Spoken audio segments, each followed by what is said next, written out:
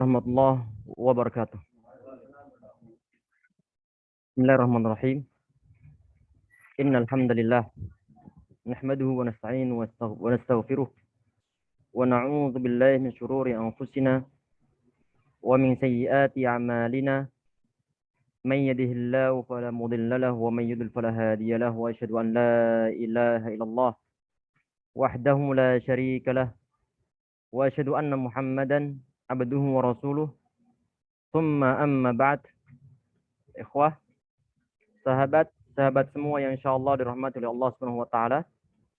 Insyaallah kita lanjutkan kajian kitab Sifatus Salatin Nabi sallallahu alaihi wasallam min takbir taslim ka'annaka taraha. Yang dituliskan oleh Syekh Muhammad Nasiruddin Al-Albani rahimahullah. Sampai halaman yang ke 112. Ya rahmakallah. Yang ada yang Anda tampilkan di layar monitor.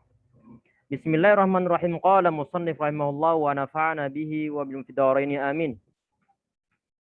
Sifatur ruku'i. Sifat ruku'. Dalam pembahasan nanti ini ya ikhwah, yang dibahas adalah cara-cara ruku'. Posisinya itu bagaimana? Baik tangan, jari jemari, punggung, atau mungkin kepala. Itu bagaimana nanti ya insyaallah akan kita bahas dalam pertemuan kali ini insyaallah. Semoga dimudahkan oleh Allah Subhanahu wa taala. Semoga bermanfaat, semoga diberi keberkahan oleh Allah Subhanahu wa taala insyaallah ya rabbal alamin. Bismillahirrahmanirrahim. Wa kana sallallahu alaihi wasallam yadau kaffaihi ala rukbatayhi. Nabi Muhammad sallallahu alaihi wasallam beliau meletakkan kaffaihi, ini adalah kedua telapak tangan beliau, ala rukbatayhi, di atas kedua lutut beliau.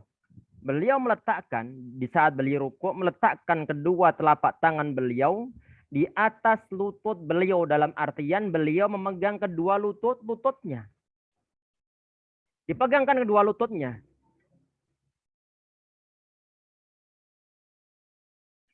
Wa kana ya'muruhum bidzalika, dan Nabi Muhammad sallallahu alaihi wasallam beliau memerintahkan, ya'muruhum ini memerintahkan para sahabat, memerintahkan para sahabat.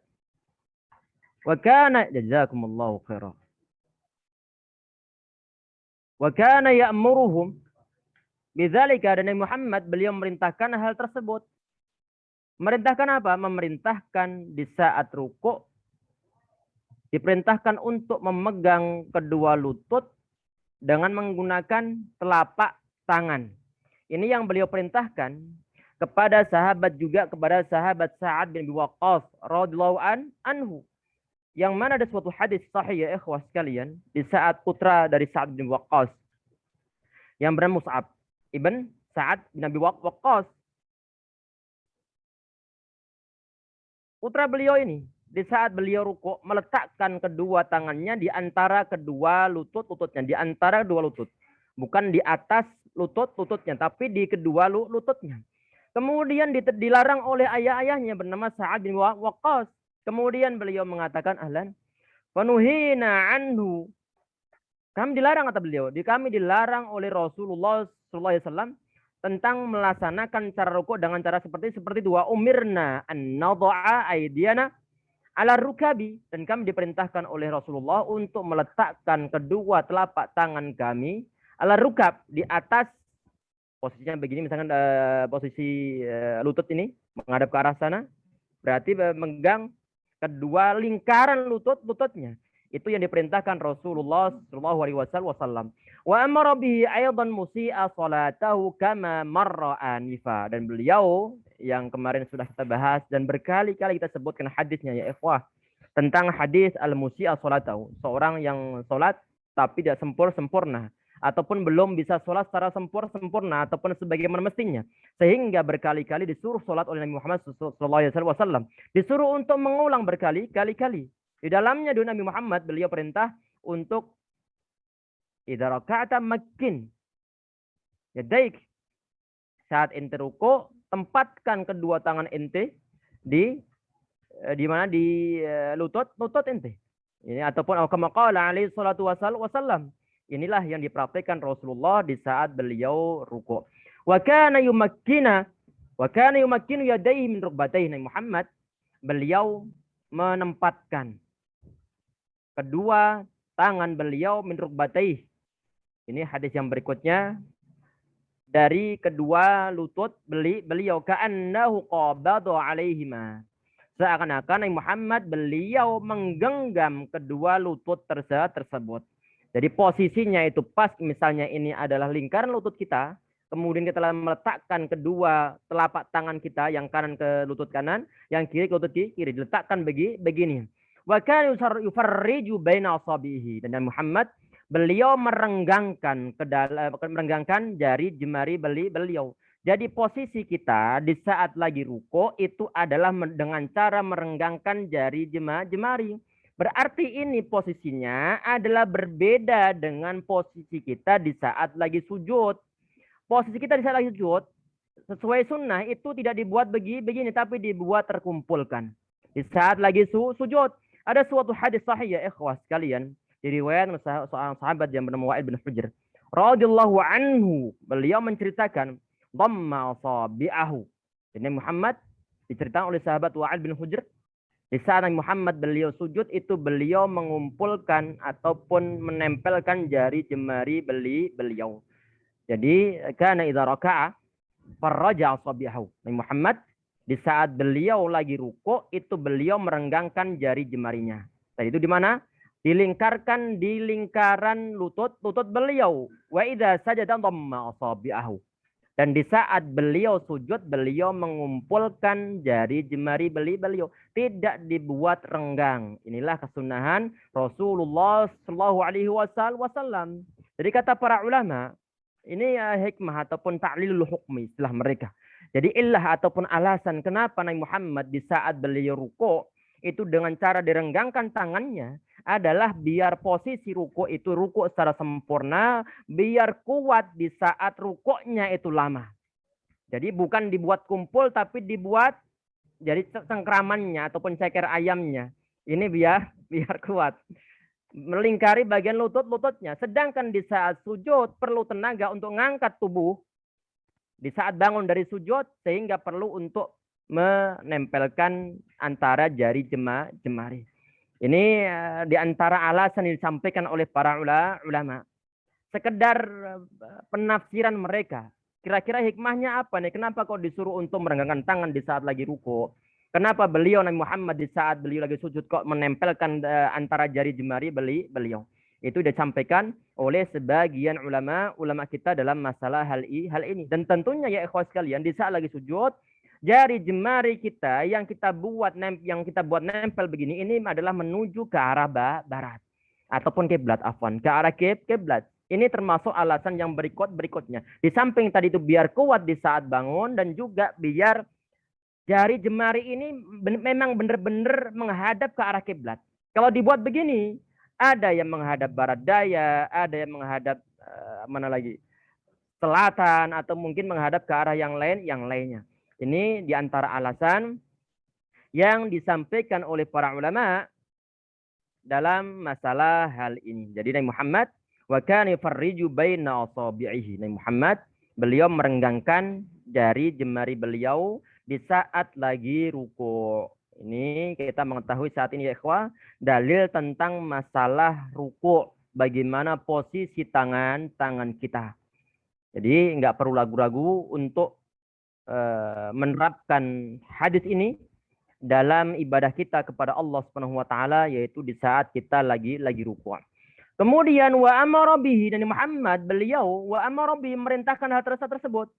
Perintahkan apa? Untuk merenggangkan tangan atau merenggangkan jari di saat lagi ruku. Di saat lagi ruku. Wa amara bihil musi'a salatahu, dan beliau perintah juga orang yang tadi itu salatnya kurang sempurna ataupun yang buruk cara salatnya juga diperintahkan Nabi Muhammad sallallahu alaihi wasallam. Faqala, Nabi Muhammad beliau mengatakan idza raka'ta fadha rahataika 'ala rukbataik. Kata beliau dalam hadis tersebut, hadis yang panjang. Idza raka'ta, saat engkau ruku, fadha rahataika 'ala rukbataik, maka letakkanlah telapak tangan kamu ataupun Anda 'ala rukbataik, di atas kedua lutut. Di atas maksudnya di sini bukan di atas posisinya, bukan. Tapi bagian di depannya. Ini yang dimaksud dengan kata di atas. Jadi misalkan ini apa nih tadi lutut. Maksud atas di sini adalah meletakkan di depannya begini, bukan ditaruh di atasnya lutut begini. Summa farraja baina summa farrij. Perhatikan di sini tadi disampaikan sebelumnya bahwa beliau Rasulullah itu perintah kepada seorang yang buruk solatnya, seorang sahabat yang belum bisa solat secara sempurna. Beliau merintahkan diantaranya summa farrij baina asabi'ik. Kemudian renggangkan antara jari jemari Anda. Ini yang diperintah Nabi Muhammad saat beliau mengajari sahabat tersebut. Summam kus hatta ya'khudha kullu udwin ma'akhadahu. Kita perhatikan. Kemudian ente diamlah. Artinya duduk dengan tenang. Maksud di sini ini adalah berdiri ataupun rukuk dalam posisi tumak ninah. Setelah rukuk kemudian berhenti sejenak. Ini yang kemarin kita bahas yang disebut sebagai tumak ninah. As-sukun ba'dal harakah. Berhenti ataupun diam setelah bergerak. Ini yang disebut sebagai tumak ninah. Disebut sebagai tumak ninah. Hatta ya'khudha kullu udwin ma'khadahu. Sampai setiap anggota tubuh di sini mengambil posisi masing-masing dalam artian saat rukuk posisinya tetap tidak bergerak sama sekali. Inilah yang dimaksudkan dengan kata-kata hatta ya'khudha kullu udwin ma'khadahu. Di sini ya ikhwah mungkin muncul pertanyaan. Allah alam dalam pertemuan sebelumnya sudah kita bahas ataukah belum tentang kira-kira bacaan yang minimal ataupun suatu bacaan yang minimal dibaca di saat lagi rukuk itu berapa kali tasbih. Ini sepertinya sudah dibahas ataukah mungkin di dalam pembahasan fikih mazhab Syafi'i yang setiap malam Rabu ataukah bukan, Allahu a'lam. Tapi sepertinya sudah ana bahas ataupun ana sampaikan bahwa minimal bacaan dari di saat kita lagi sujud ataupun di saat lagi rukuk itu adalah bacaan tasbih, adalah sekali tasbih. Sekali tasbih. Ada suatu hadis diriwayatkan oleh sahabat Syu'bah radhiyallahu anhu dalam sebuah hadis yang sahih ya ikhwah sekalian. Oleh Uqbah bin Amir radhiyallahu anhu. Nabi Muhammad kata beliau di saat ayat Al-Qur'an diturunkan yaitu berupa akhir surat Al-Waqi'ah yaitu fasabbih bismi rabbikal azim. Fasabbih ente baca tasbihlah bismi rabbikal azim dengan menyebutkan nama Tuhanmu yang maha agung. Kemudian di saat ayat tersebut diturunkan, Nabi Muhammad beliau mengatakan, ij'aluha fi ruku'ikum. Kalian jadikanlah ayat tersebut untuk dibaca di saat lagi ataupun dalam rukuk kalian. Yaitu diperintahkan untuk membaca tasbih, mengagungkan, menyucikan Allah Subhanahu wa taala, Tuhan kita yang maha agung. Dibaca di saat lagi rukuk. Berarti subhana rabbiyal azim. Di dalam hadis tersebut, hadisnya ini hadis yang sahih ya ikhwas sekalian.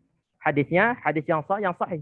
Beliau tidak membatasi berapa kali tasbih kita di saat lagi rukuk ataupun di saat lagi sujud.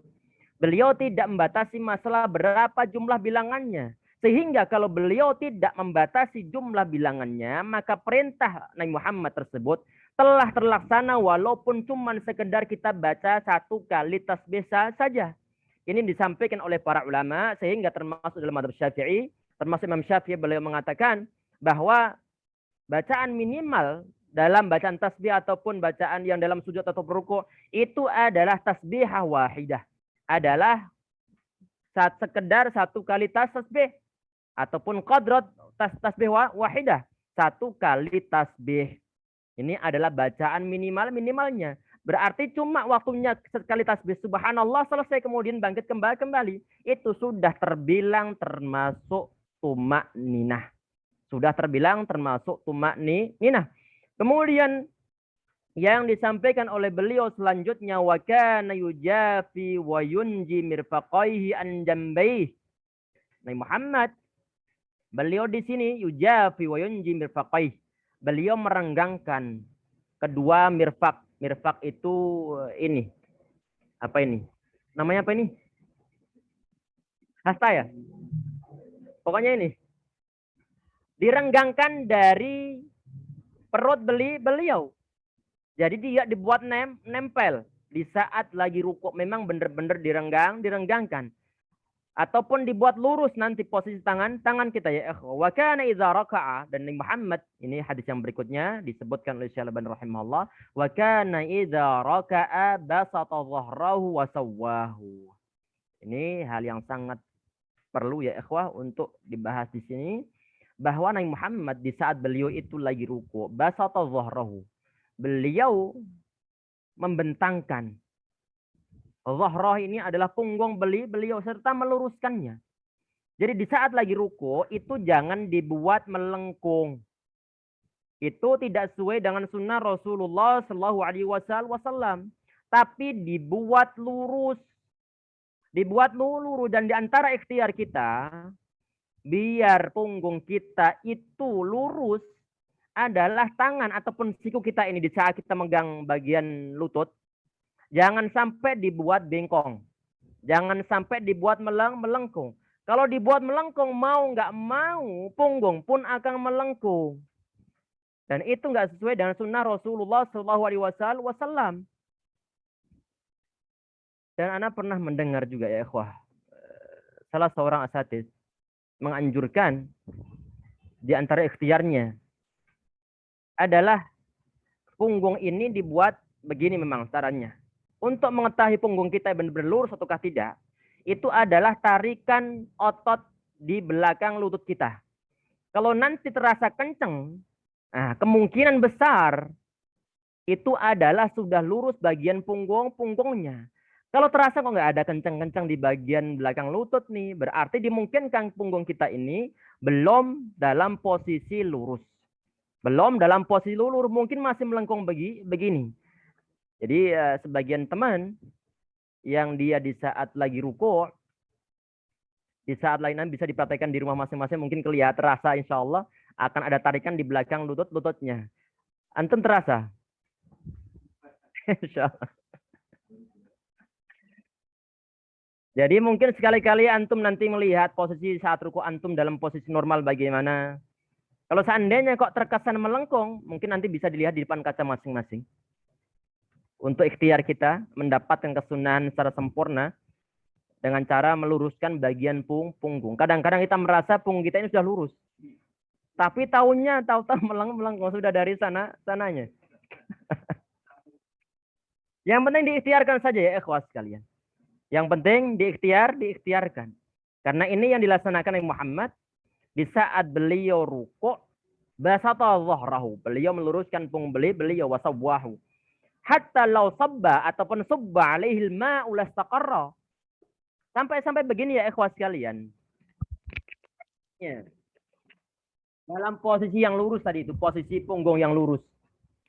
Seandainya bagian punggung tersebut dituangin air sedikit misalnya, air tersebut tidak akan ngalir ke sana ataupun ngalir ke sini karena posisinya memang posisi yang lurus.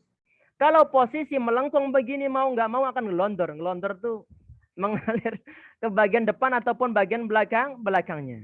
Jadi ini yang ikhwah, ini yang perlu untuk kita usahakan. Dibuat lurus antara bagian leher, kepala, termasuk bagian punggung kita. Dibuat saat datar lurus. Misalkan ini adalah bagian kepala, ini leher, ini bagian punggung. Jadi dibuat lurus begini. Bukan dibuat begini ataupun begini. Nanti insya Allah ada hadis-hadisnya ya ikhwas sekalian. Kemudian dalam hadis berikutnya. Wa kana idza raka'a, sebentar di mana? Fa idza raka'ta faj'al rahataika ala rukbataika wamdud dhahraka.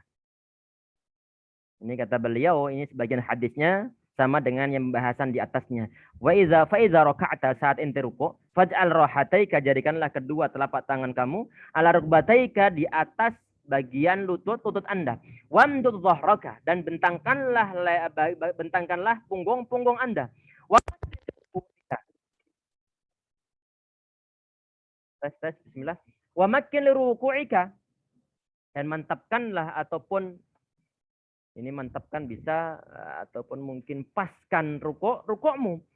Wa kan la yusabbu ra'suhu ataupun la yusabbu ra'suhu ataupun la yusibbu ra'sahu.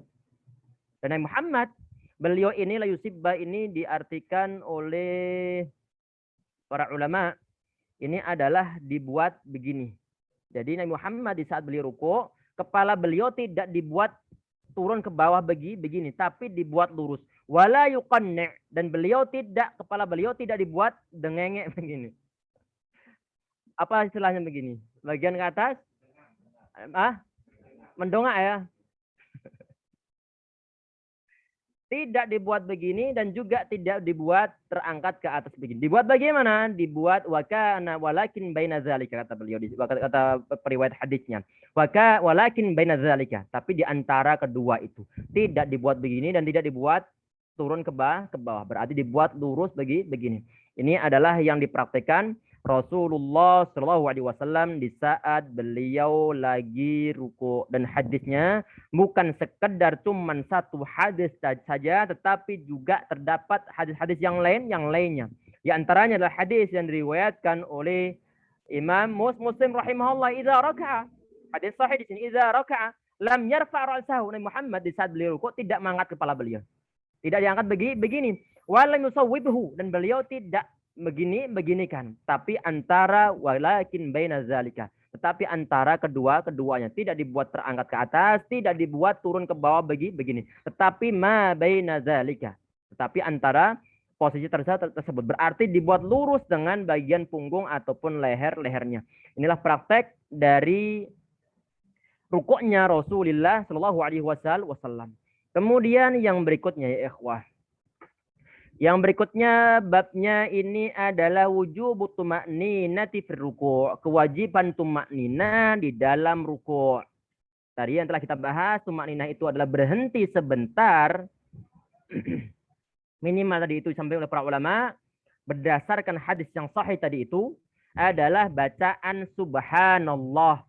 Kalau sudah saat ruku' kemudian berhenti sejenak baca subhanallah, kemudian bangkit lagi, itu sudah mendapatkan suatu tuma'ninah. Nabi Muhammad di sini wa kana yatma'innu fi ruku'ihi, beliau tuma'ninah di dalam rukuknya, wa amara bil musi'a salatahu kama salafa awal fasl sabiqi, sebagaimana yang beliau perintahkan juga kepada seorang al-musi'u salatahu tadi yang telah berkali-kali kita sampaikan. Itu juga yang diperintah oleh beliau saat beliau mengatakan irji fasalli fa innaka lam tusalli, ente balik lagi karena ente belum sholat. Di antara sebabnya adalah orang ini sholatnya saat dilihat Nabi Muhammad, ketahuan Nabi Muhammad sholatnya tidak benar. Di antara ketidakbenarannya adalah tidak ada tuma'ninah di dalamnya. Wa kana yaqul, jadi tuma'ninah merupakan suatu kewajiban ya ikhwas sekalian. Tuma'ninah merupakan suatu rukun dan wajib untuk dilaksanakan. Kalau nggak dilaksanakan maka akan gugur semua sholatnya. Wa kana yaqul, dan Nabi Muhammad beliau mengatakan di suatu hadis yang sahih, atimur ruku'ah, kalian sempurnakanlah ruku', was sujuda, dan sempurnakanlah sujud. Fawallazi nafsi biyadih, demi Tuhan yang jiwaku berada dalam genggaman tangannya, inni la'arakum min ba'di dhahri, sesungguhnya diriku benar-benar melihat apa yang berada di belakang punggungku, idza ma raka'tum, saat kalian ruku', wa idza ma sajadtum, dan di saat kalian sujud. Disuruh menyempurnakan ruku' ataupun sujudnya. Dengan cara bagaimana? Dilaksanakan semua sunnah-sunnahnya, dilaksanakan semua wajib ataupun rukun-rukunnya. Itulah yang disebut sebagai suatu kesempurnaan dalam ruku' ataupun di dalam sujud. Ini yang perlu untuk diperhatikan. Termasuk diantaranya disampaikan oleh Syekh Al-Albani rahimahullah adalah termasuk adab-adabnya. Nabi Muhammad beliau menyempurnakan ruku'-ruku'nya.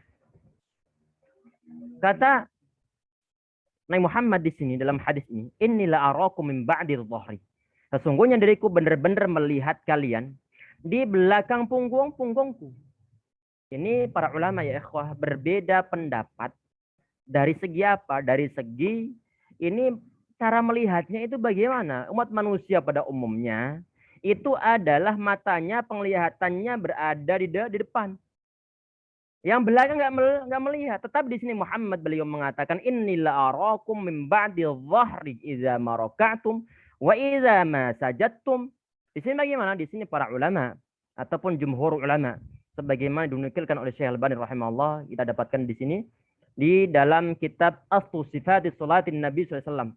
Jadi ya ikhwah, beliau ini Syekh Al-Albani rahimahullah, beliau punya kitab yang lebih tebal dari ini. Ini kemungkinan besar adalah ringkesannya ataupun pertengahannya. Karena yang Anda lihat ini ada yang bersifat Aslu Sifatis Salatin Nabi yang bertebal sekitar 1000 halaman. Sekitar 1000 halaman atau mungkin lebih. Yang ini bagian pertengahannya. Dan Anda lihat nuskah yang aslinya ataupun yang lainnya, afwan. Nuskah ataupun cetakan yang versi yang lainnya itu ada tulisan Talkhis Sifatis Salatin Nabi. Berarti itu adalah ringkesannya. Kemungkinan yang sekarang ini Anda pakai, yang Anda tampilkan di layar monitor, ini adalah di bagian pertengahannya. Kemudian yang pertengahan ini kemudian diringkas lagi. Yang ini ya ikhwah, yang tadi yang nuskah asliyahnya, itu dalamnya berisi tentang masalah sanad-sanad hadis yang beliau sebutkan dalam kitab-kitab ini.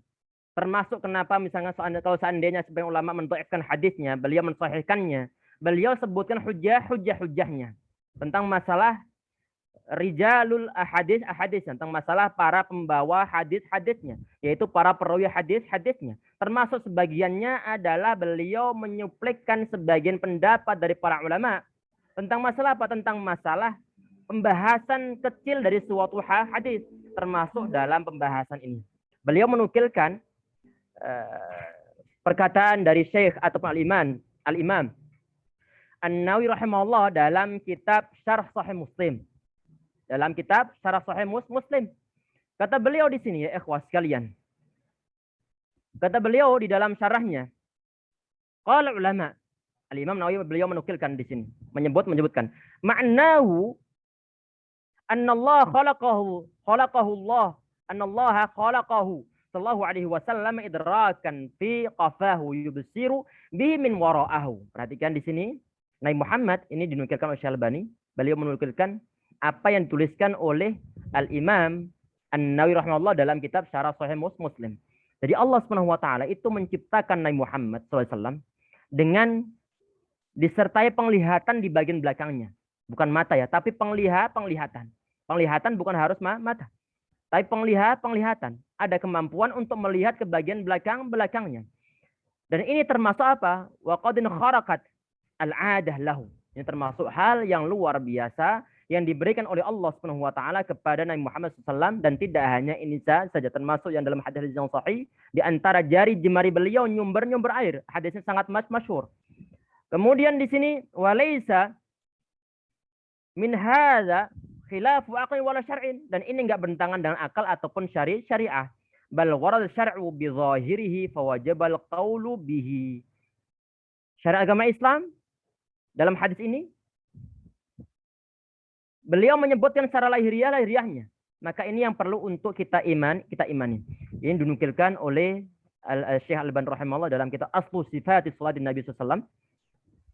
Ini di halaman 641 sekitarnya, 641. Kemudian qala Imam Ahmad bin Hanbal rahimahullah, beliau mengatakan juga jumhur ulama di sini. Hadzir ru'yah ru'yatul 'ain haqiqatan. Jadi penglihatan beliau ini adalah penglihatan mata secara hakikat. Penglihatan mata secara hakikat. Ini adalah perkataan dari jumhur ulama, termasuk dinukilkan oleh Imam Ahmad bin Hanbal rahimahullah. Kemudian Al-Imam Al-Hafidz Ibnu Hajar Asqalani rahimahullah, beliau mengatakan ini adalah khusus fi halat shalah saja. Ini adalah khusus dalam keadaan saat sholat saja. Berarti di luar sholat, keadaan Nabi Muhammad beliau sebagaimana manusia biasanya. Artinya beliau tidak bisa melihat apa yang berada di belakang beliau. Ataupun hal-hal yang gaib yang tidak diberitahukan oleh Allah Subhanahu wa taala, Nabi Muhammad beliau tidak mengetahuinya. Jadi Nabi Muhammad sebagaimana manusia biasa. Kalau seandainya Allah tidak ngasih wahyu, tidak ngasih petunjuk kepada Muhammad, beliau tidak mengetahui hal-hal yang gaib. La ya'lamul ghaiba illallah. Tidak mengetahui hal yang gaib kecuali Allah Subhanahu wa ta'ala. Termasuk di sini ya ikhwas sekalian, kalau antum membuka sejarah yang dituliskan oleh Al-Imam ataupun Sirah Ibnu Hisham rahimahullah, termasuk tarikhnya Imam At-Tabari rahimahullah, termasuk juga Al-Baihaqi rahimahullah dalam kitab Dalail Nubuwah, termasuk juga oleh Imam Ibnu Qayyim Al-Jauziyah dalam kitab Zadul Ma'ad. Di sana disebut suatu hadis ya ikhwas sekalian, di saat peristiwa Tabuk. Di saat peristiwa Tabuk. Unta Muhammad beliau hilang. Sehingga para sahabat mereka kesana kesini mencari unta Muhammad. Di situ ada seorang munafik yang bernama Zaid bin Lusaid Al-Qainuqa'i. Zaid bin Lusaid Al-Qainuqa'i. Dia bilang begini. Alaysa Muhammadun yaz'umu annahu nabi? Bukankah si Muhammad ini dia mengatakan bahwa dia adalah seorang nabi? Wa yaz'um annahu ataupun wa yukhbirukum annahu wa yukhbirukum an khabari sama, dan dia juga mengatakan bahwa dia membawa suatu berita dari berita langit. Kalau memang benar dia seorang nabi, kenapa dia sekarang kelimpungan, kehilangan ontanya bahasa kita. Kemudian faqala Rasulullah sallallahu alaihi wasallam. Sesungguhnya seorang laki-laki, inna rajulan qal. Sesungguhnya seorang laki-laki. Dia mengatakan bahwa katanya Muhammad dia seorang nabi. Katanya dia adalah orang yang membawa wahyu dari berita langit. Sekarang kok kehilangan untanya. Kemudian Muhammad beliau mengatakan, wallahi, demi Allah, ma'a'lamu illa sama, ma'a'lamu illa ma'allamani Allah. Aku enggak mengetahui, kata beliau, kecuali apa yang diberitahukan oleh Allah Subhanahu wa taala. Artinya hal-hal yang gaib dan tidak diberitahukan oleh Allah Subhanahu wa taala terhadap Rasulullah, maka Nabi Muhammad beliau tidak mengetahuinya. Kemudian beliau mengatakan, waqad dallani Allah 'alaiha wa hiya fi hadzal wadi. Perhatikan di sini kemudian Nabi Muhammad beliau mengatakan, dan Allah telah memberitahuku tentang keberadaan unta tersebut. Sekarang ini dia berada di lembah itu misalnya. Berada di lembah, suatu lembah. Kemudian sahabat ada yang ke sana mengecek, ternyata untanya berada di sana, dibawa balik oleh Nabi Muhammad atau orang tersebut dibawa ke hadapan Nabi Muhammad sallallahu alaihi wasallam. Intinya ikhwas sekalian, Allah Subhanahu wa taala menurut hadis ini itu tidak memberikan ataupun Nabi Muhammad beliau tidak mengetahui hal sesuatu kecuali yang diberitahukan oleh Allah Subhanahu wa taala. Itu tadi di luar sholat. Saat dalam sholat, tadi itu sebagaimana disampaikan oleh Al-Imam Al-Hafidh Ibnu Hajar Al-Asqalani rahimahullah dalam kitab Fathul Bari, bahwa ini adalah khusus di saat lagi sholat.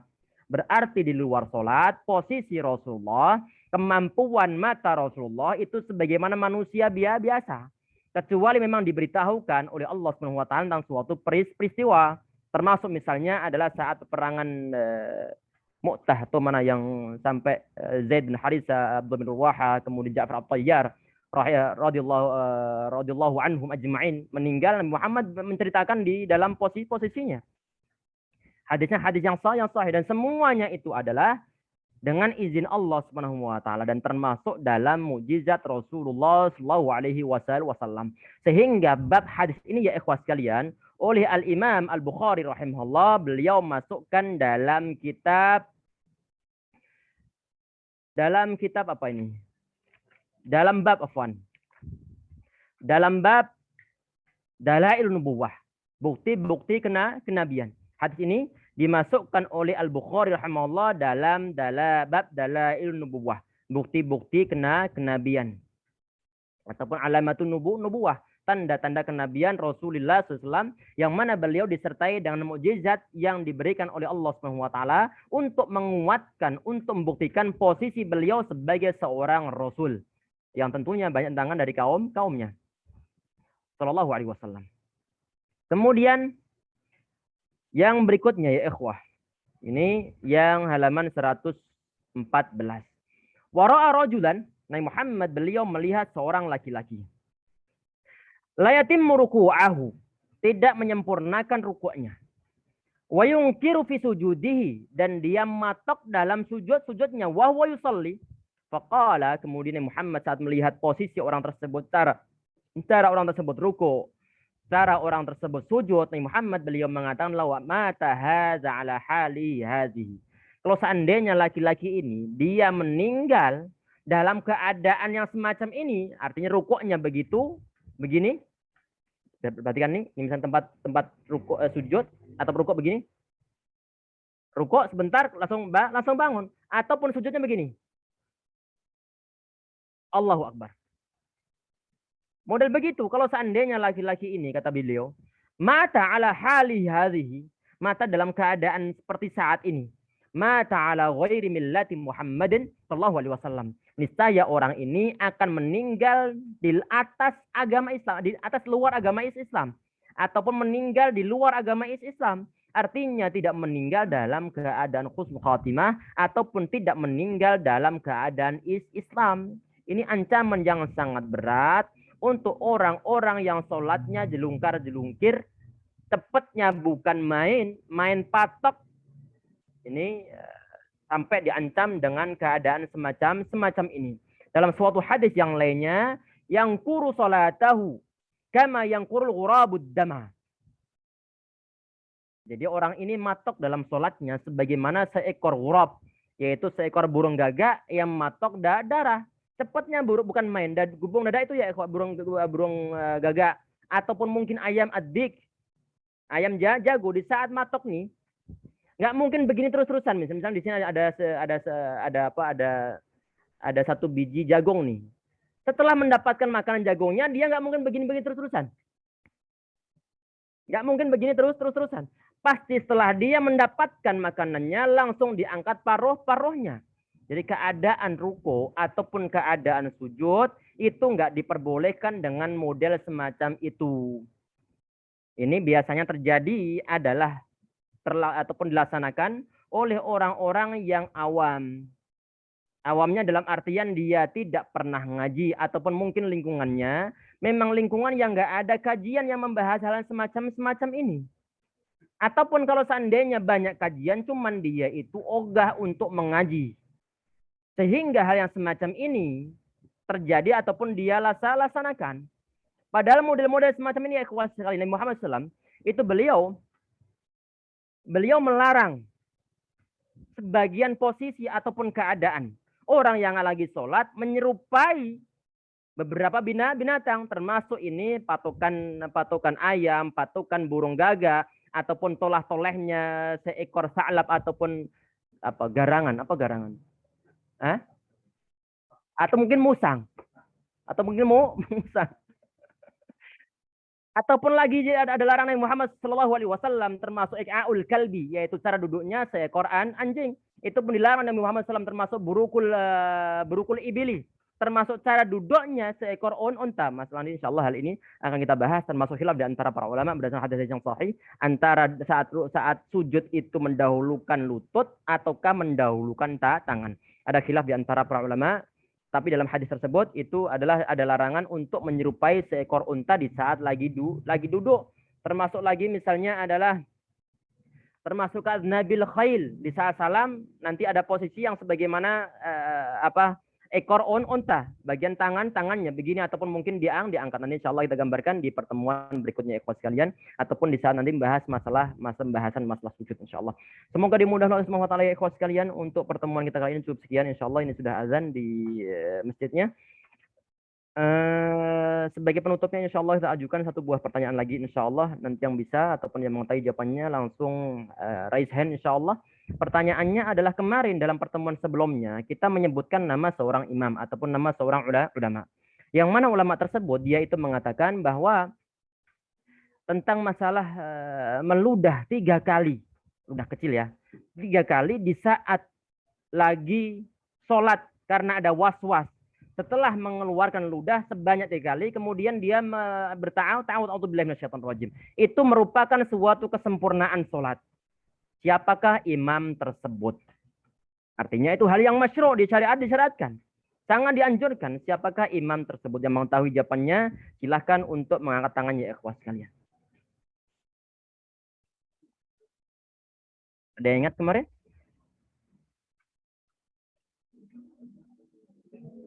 Nanti yang jawabannya benar silahkan nanti untuk menghubungi nomor yang telah di-share oleh Pak Bugi di room chat. Nah, bagian ataupun bagian adminnya insya Allah. Silakan ya ikhwah, nggak ada? Ada seorang ulama kemarin yang tersebutkan namanya? Ada yang ingat mungkin?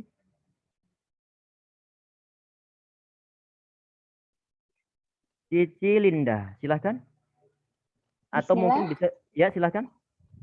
Mudah-mudahan benar ya Ustaz. Insya Allah. Usman bin Abi Al-As.